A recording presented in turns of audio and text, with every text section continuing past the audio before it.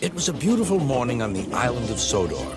Thomas the Tank Engine's blue paint sparkled in the sunshine as he puffed happily along his branch line with Annie and Clarabelle.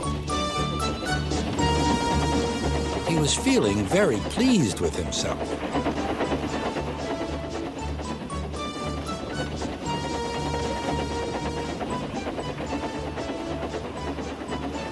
"Hello, Thomas," whistled Percy. "You look splendid." "Yes, indeed," boasted Thomas. "Blue is the only proper color for an engine." "Oh, I don't know. I like my brown paint," said Toby. "I've always been green. I wouldn't want to be any other color either," added Percy. "Well, well, anyway," huffed Thomas, "blue is the only color for a really useful engine. Everyone knows that." Percy said no more. He just grinned at Toby. Later, Thomas was resting when Percy arrived.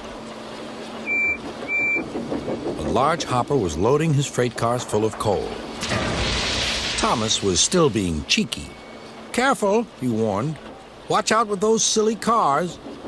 Go on, muttered the cars. "And by the way," went on Thomas, "those buffers don't look very safe to me." The last load poured down. "Help, help!" cried Thomas. "Get me out!" Percy was worried, but he couldn't help laughing. Thomas's smart blue paint was covered in coal dust from smokebox to bunker.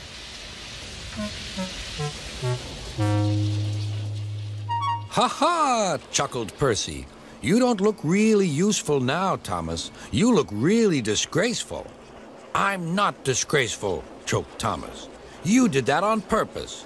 Get me out."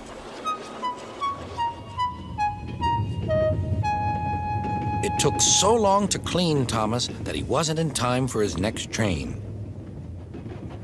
Toby had to take Annie and Clarabelle. "Poor Thomas," whispered Annie to Clarabelle. They were most upset.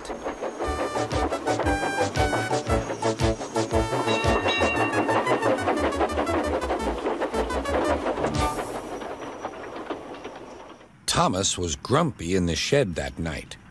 Toby thought it a great joke, but Percy was cross with Thomas for thinking he had made his paint dirty on purpose.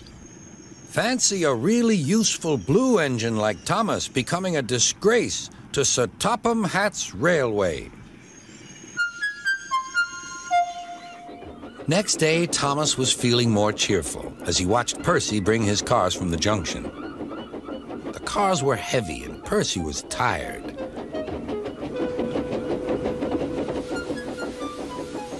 "Have a drink," said his driver. "Then you'll feel better." The water column stood at the end of the siding with the unsafe buffers. Suddenly, Percy found that he couldn't stop. The buffers didn't stop him either. "Oh!" wailed Percy.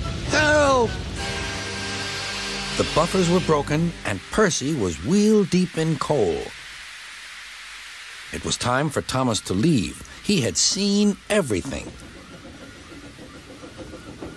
"Now Percy has learned his lesson, too," he chuckled to himself.